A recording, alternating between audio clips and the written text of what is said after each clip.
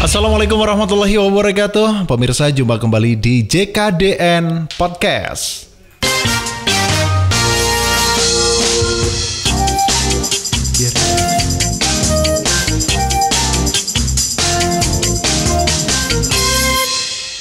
Soalnya kalau kita ngomongin sejarah Islam, sekali lagi yang sering kali kita tahu, yang sering kali kita simak, yang sering kali kita perhatikan, sejarah Islam mana? Konstantinopel, Andalusia, Baghdad, Baghdad, Mesir, Mesir. Kemudian Islam masuk di Eropa, Afrika, gitu kan. Nah, sementara yang Indonesia sendiri, sejarah Islam di Indonesia sendiri ini tersembunyi begitu. Ketika kita membahas itu ada yang ngomong, wah ini ngadi-ngadi nih. Kok bahas Nusantara sih? Ini Islam Nusantara ya. Namanya aja JKDN gitu. Ya kan salah satunya inilah ya, ini bukunya Kang Niko. Oh iya, ini kalau kita ke sini itu bagus banget. Kemarin juga sudah saya kupas bersama Bang Niko ya tentang ketakutan penjajah Belanda. Salah satu fenomena yang juga monumental di masa Belanda itu kan pertunjukan Nyai Dasima itu. Yang kemarin udah kita kupas sih. Itu sampulnya aja keren itu, ada Pak Cokro, ada Van Hout, ada Haji Gopar, ada Sultan Aceh, Alauddin. Ini Haji Gopar ini Senok Ugronya. Hourkronje. Nah, itu kemarin diajarin begitu sama Bang Niko. Ada Sultan Abdul Hamid. Selama ini kita itu percaya dengan teorinya orang yang ngaku Islam dan ternyata dia belum sunat. Nah, itu loh. Yang kemarin ngadi-ngadi gitu ya. Kemarin enggak, ternyata belum dipotong. Minta yang satunya tumpak ting ting dus. Nah, begitu. Nah, ulangin. Jadi selama ini kita percaya sama teorinya orang yang ngaku-ngaku Islam yang akhirnya celananya itu dipelorotin di Makkah dan ketahuan dia itu pura-pura dan ternyata dia itu belum sunat. Nah, sayang gitu ya. Jadi aduh, kita itu jauh banget gitu dengan sejarah Islam yang sebenarnya. Walaupun sekali lagi Pak Fajar ya, kita dan juga pemirsa, kita bukan berarti kemudian bikin film JKDN setelah itu semuanya bagus-bagus tentang kita membagus-bagusan Islam Timur Tengah, Islam Arab, Islam Turki dan lain sebagainya. Enggak, ini bagian dari sejarah kita. Dan minimal kenal gitu loh, minimal tahu, minimal bangga, minimal ya, itu merasakan mau berjuang lagi gitu, bahwa nenek moyang, kakek moyang kita itu adalah pejuang gitu ya. Asal jangan menyerah kemudian aduh maaf mas, kakek moyang saya Marsudi. Ya, perjuangan kita belum selesai. Iya. Dan satu hal. Tapi kalau tadi omongan maaf mas, nenek moyang saya Marsudi itu nggak mungkin. Oh, nggak mungkin ya? Karena apa? Kalau nggak salah ya, itu mungkin perlu penelitian lebih dalam lagi.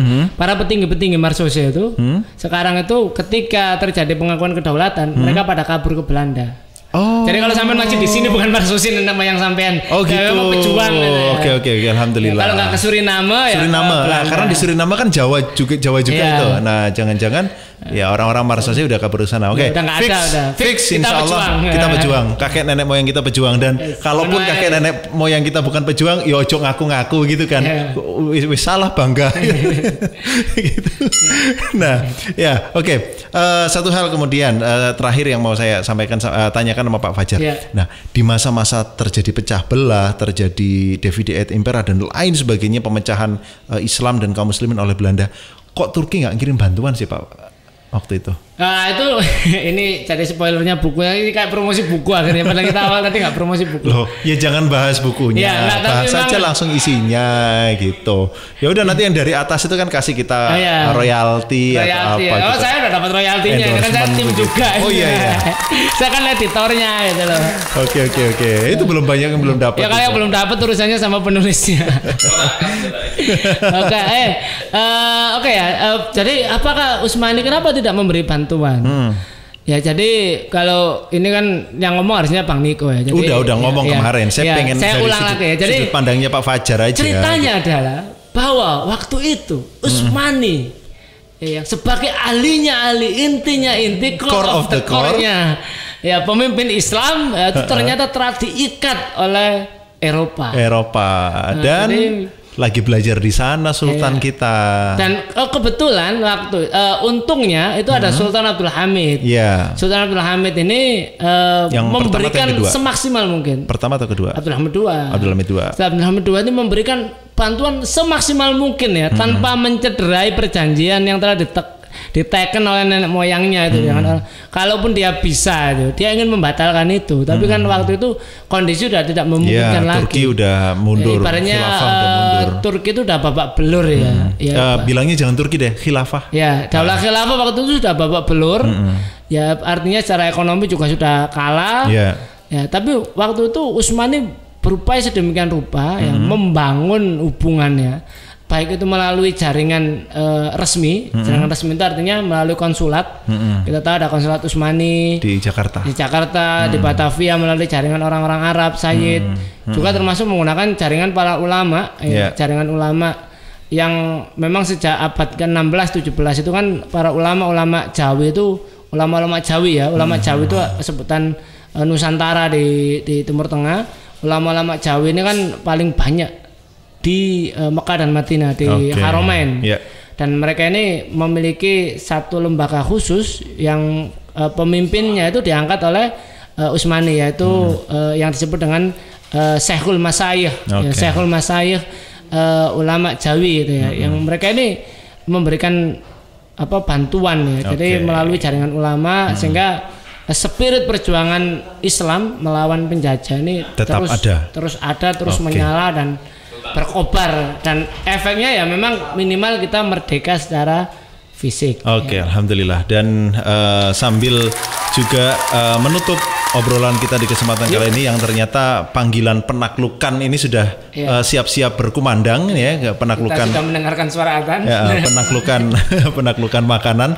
Terima kasih Pak Fajar atas waktunya juga, dan nggak masalah, kita di podcast ini bebas kok mau bilang endorse buku dan lain sebagainya, bebas karena ini penulisnya juga sutradaranya JKDN dan no problem, tidak ada masalah. Penulisnya sutradara JKDN, editornya jadi apa di JKDN? Jadi pengisi podcast ya. Iya, ngisi podcast lah. Baik, makasih Pak Fajar. Kita habis ini berbuka puasa. Siap. Kita tos dulu.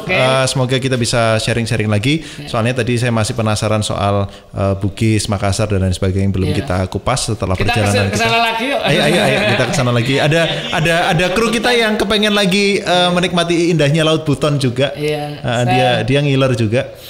Sayang sekali GoPro-nya. Bahas itu lagi. Itu tempat snorkeling yang indah sekali gitu ya, sayang sekali. Nanti tidak, ya mungkin ditemani sama yang baru lah ya. Baik, pemirsa, terima kasih atas perhatian Anda di podcast kita kali ini, episode kita kali ini tentang Islamisasi Jawa dan sinkretisme, yang ternyata clear semuanya nggak ada sinkretisme. Ini adalah ajaran Islam yang dibawa dengan luhur, dengan baik, mengikuti metode Rasulullah SAW dengan cara dan gaya serta media yang disesuaikan oleh para wali songo dan ulama di tengah-tengah masyarakat kita. Ketemu lagi di podcast JKDN atau JKDN Podcast, ini namanya JKDN Podcast gitu ya namanya. Dan subscribe channel ini, komen, like, share, juga bagikan sama teman-teman yang suka dengan sejarah. Saya Ahmad Diasta pamit undur diri. Yang patah tumbuh, yang hilang berganti. Tetap semangat dengan perjuangan ini untuk menggapai ridho ilahi dan surga firdaus yang tertinggi. Assalamualaikum warahmatullahi wabarakatuh. Waalaikumsalam.